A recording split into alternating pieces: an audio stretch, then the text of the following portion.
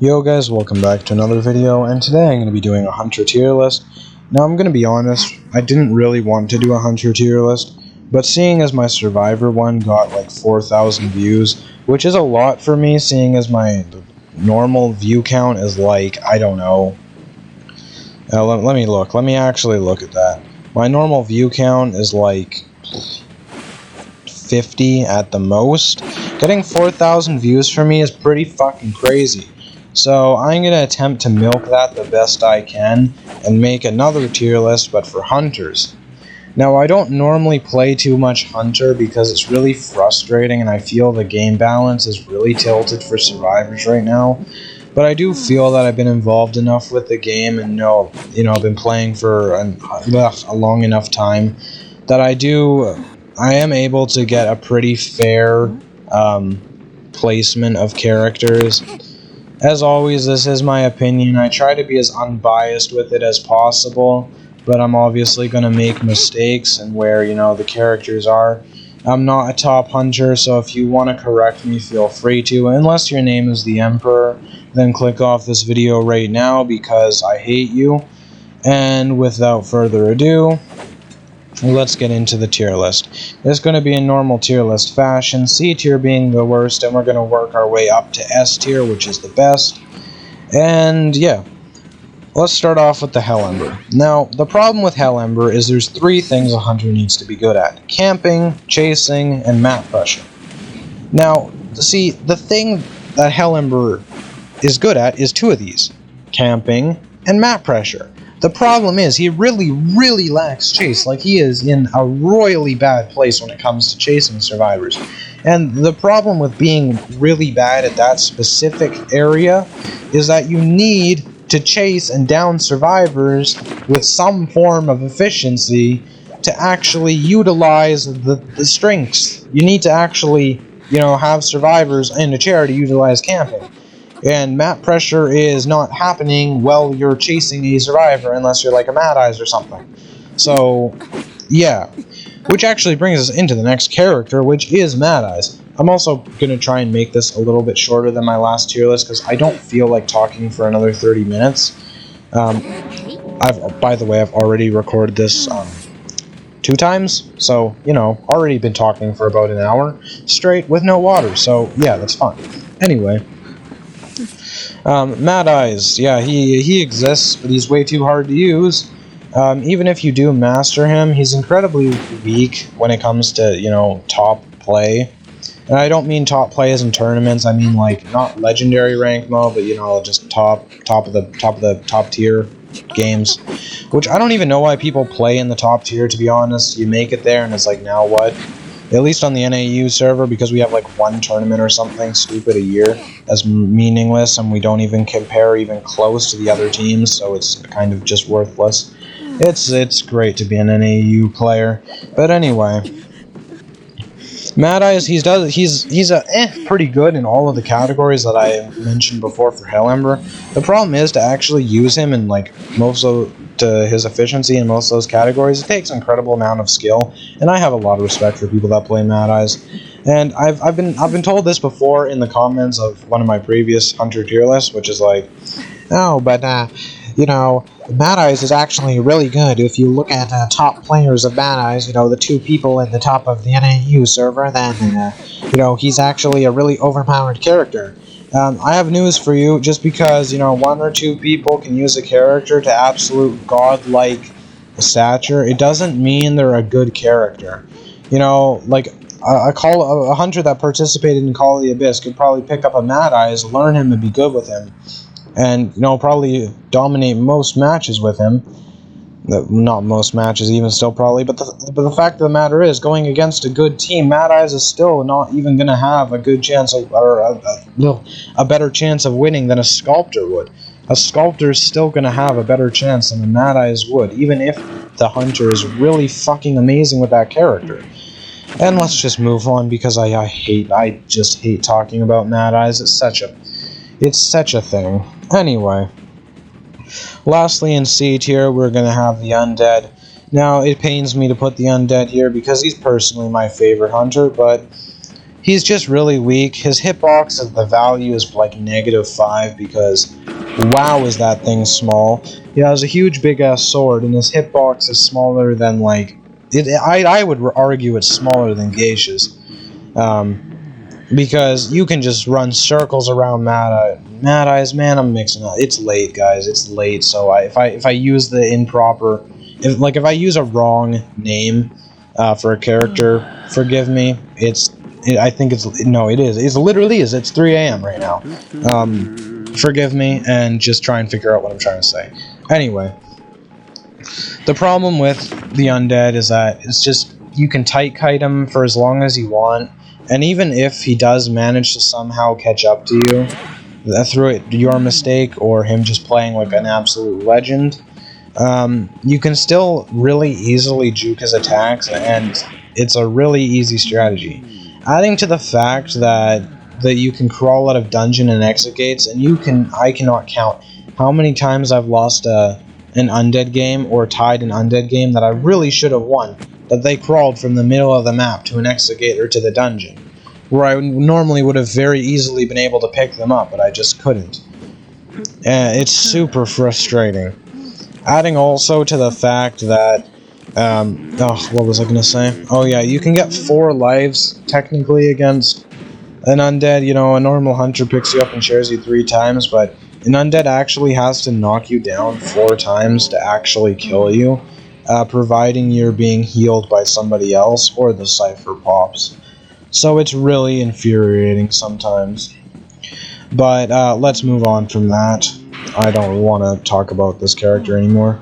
Into the B tier, where we have all of the old good hunters. Starting off with Smiley Face, the fallen king of Identity 5 hunters. I remember when Smiley Face was a good, or Clown was a good hunter. You know, back in good old Season 1, when people didn't use pallets because they were stupid. Oh, those were the days.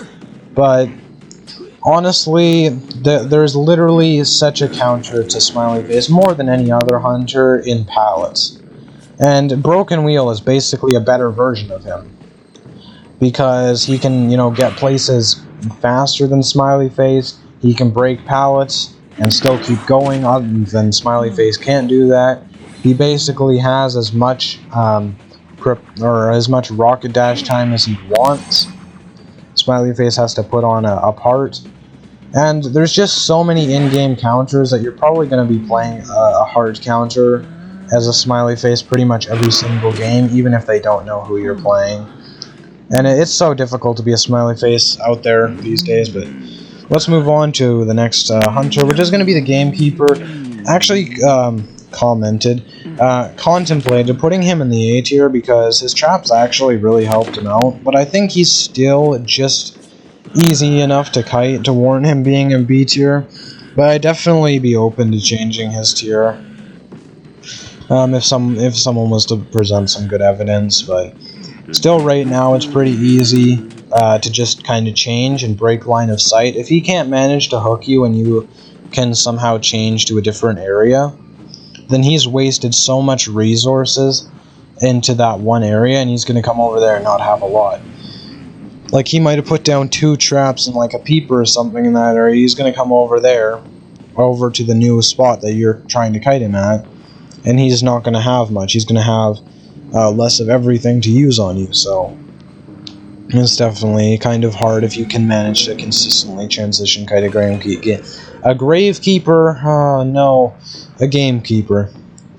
Next in B tier, we're going to have the Ripper. The Ripper is another one that had his heyday kind of earlier on in the season because people didn't realize how to kind of go against him. These days, he is pretty weak. If you can get an early kite on a Ripper, he's kind of done for. His speed boost with the invisibility is kind of nice, but you can still know where he is. And there's only rare occasions where that's really going to fool you. I don't really have much to say on this hunter, despite kind of maining him, but yeah, he's not great. Anyway, next in B tier, we're going to have the Soul Weaver. Now, Soul Weaver is, you know, been a real roller coaster, to say the least. You know, she was really bad, then really, really overpowered good. Like, you guys thought Bloody Queen was overpowered on her release. I don't think so. Should have played Soul Weaver when she got her crazy buff. And then she's been nerfed and nerfed and nerfed and nerfed and nerfed, and slowly on a downhill spiral until she's finally where she belongs as a tie hunter. She can basically get a tie pretty much every game. Her cobwebs are really nice to be able to catch survivors, but they're not great in camping. Yeah, I don't really have a lot to say about this hunter. Next up we have the photographer, who I do have a lot to say about. And photographer, the best way to sum him up is a real STD in character form. Like, he is an absolute piece of shit and doesn't even warrant shouldn't even be in existence. Photographer should be removed. Photographer should just be gone. Number one, people... Oh my goodness. I'm going to talk about his gameplay. He turns the game into literal hide-and-seek for some reason, other than, you know, the fact that he actually sucks. He needs to drag out the game for an incredibly long amount of time, even to have a chance. So somebody that, you know, basically that means he doesn't really have great chase. His chase is actually abominable. His camping is also pretty garbage. He basically has to down you with his camera. He can't chase you down, and he can't stop someone from rescuing. And his map pressure doesn't exist. He just draws the game out so incredibly long that he tries to make up for all of that. It makes it really boring, and I have a whole video talking about it, so I'll link that in the top right, and you can go watch that if you want. Next in B tier, we're going to have the Geisha. Now, the Geisha is another character that I guess is not really recently anymore, but she got a really nice buff. The devs were kind of in a spot with her for a long time where she was really strong to new players, but once you learned how to kite her, she was very weak. And I think they really fixed that with being able to throw the butterflies around and dash to those. She's still not the best, and she's kind of just, you know, a solid B tier. She's a solid B tier that if you're really good with her, you can still get wins. And if she's kind of a tie hunter these days, you know, and she's just solid in low tiers, and she's solid in high tiers. She's a very nice character. With some of the best skins in the game as well, I might add. I really like a lot of Geisha skins. But, you know, there's a couple of them. Lady 13 particularly actually looks like a teacher that I used to have. That was not nice. So I don't like that one, but anyway. Lastly in B tier, we're going to have the Feaster. Now, Feaster, I really like this hunter, but he just lacks being able to use his chasing skills really well. A lot of these characters lack chase, and Feaster is not one of them. Or, Feaster is one of them. It's late, guys. I'm kind of falling asleep right now, but anyway. There's a lot of stuff you can do. It's just a lot to do to counter his tentacles and stuff he can place. But he can still place them in ways that you can't counter them. It's a really interesting character to have conversations about. And he's another one I really kind of contemplated putting into A tier, but I ultimately decided against it because A tier was getting a little bit too crowded. So, you know, all the Feaster fans out there, it wasn't because he wasn't good enough. It was because there's other characters who are just better than him. So anyway, let's move on to the A tier on that note. And first we're going to have Wu Chang, which is a real snowball of a character. If you get a good kite against a Wu Chang first, it's really going to be hard for him to come back from that. But if he gets an early down, which is not very uncommon for those of us that play with randoms, yeah, you could say goodbye to your chances of winning. We're just a snowball character, but it's really difficult for him to get going right at the beginning. And not much else to say about him, to be honest. Next in A tier, we have Dream Witch, and you might be like, oh, yo, 7, Dream Witch in A tier? Wow, you must have lost your mind. Dream Witch is definitely an S tier character. I don't know why I'm doing that voice. I don't know if it's distinguishable on the microphone, but I don't know why I'm doing that voice for people. But anyway. Dream Witch she's good, but you have to, again, be really good with her to use her at a status where she can get wins. Her multitasking is absolutely crazy, plus the nerf that she got actually kind of really brought her down a couple of tiers. Not tiers, pegs, I don't know. Just really, it was annoying. It was an annoying nerf, basically, for the Dream Witch mains out there. I can't really comment too much on this character because I cannot play this character if my life depended on it. If it was my life or, you know, winning a game of Dream Witch, I don't think I'll be living for very much longer. But anyway, I can't really add much to the conversation with this character other than I don't really think she's qualified to be an S tier hunter. Next in A tier, we're gonna have the evil reptilian, who I think is still a very underrated hunter. He definitely has a lot of good to him. If we go back to the three keystones, I guess, that I mentioned earlier, he's got really good chase, really good camping, and decent map pressure. He has all those attributes about him that are pretty good. He's just, you know, he's kind of a, you know, everybody can use him, but he can't really be mastered kind of character, you know? Is that he's really easy and he can be really good to everybody that plays him, but you can't really have a high grade in mastery of him, because, you know, he's just so easy to use. Basically, everybody masters him instantly, you know what I mean? His controls are absolutely godsmack awful for mobile, though, and as somebody that's played on PC before, and I still prefer that version of the game, he is miles better than on PC, and maybe that's affecting my judgment, but I digress. Moving on to the next name tier, which Bloody Queen, I thought I would put her in B tier, but I decided on A because, unlike a lot of TIE hunters, there's less you can do to counter her. There's less you can do about her mirror than, say, like Soulweaver Cobwebs. You can, like, avoid Soulweaver Cobwebs. Her mirror is considerably harder to avoid, especially if she's really good at, like, you know, putting it onto you. If she gets that mirror right on your ass, you kind of have to use an item if you're, like, a mercenary or something to get away. Otherwise, you're kind of boned, not gonna lie. But again, not really a lot I can add to the conversation with Bloody Queen. Next, we're gonna go to the Guard 26, who is a really good character, but he just suffers from having the worst map pressure in the game. In my opinion, his map pressure doesn't exist. It is not there. There is no map pressure playing against Guard.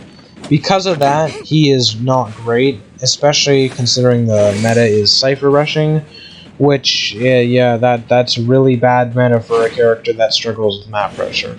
Moving on, we have the Disciple, Apostle Anne, the long-necked lady. She kind of has the same problems as Guard, although not to the same amount. She kind of lacks more on camping, but makes up for it a little bit more in map pressure. Her first chase kind of depends on RNG, in my opinion. If you can manage to dodge the cat, which you could either kind of go back and hope that she splits it, or waits till it goes. You can either, like, kind of double back on the cat and hope she splits it behind you, or you could keep going and hope that she expects you to double back and splits it before it gets to you. It's basically the two ways to deal with a cat that I've found, and I'm not the best against Anne.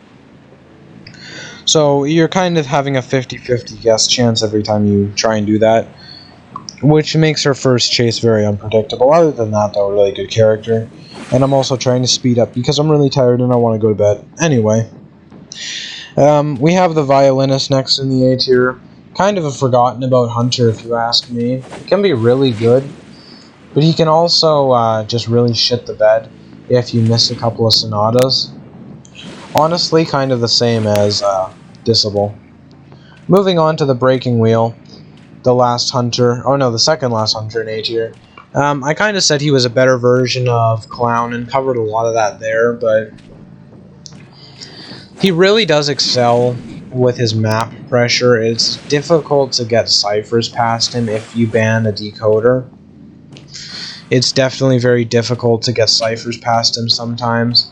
Given the chance to get his presence, he becomes an absolute monster, because he can surprise you, come out of nowhere, like that one meme, and get a spike on you, then get out of his wheel form and put another spike on you, and then do his thingy where he snaps his fingers and you die.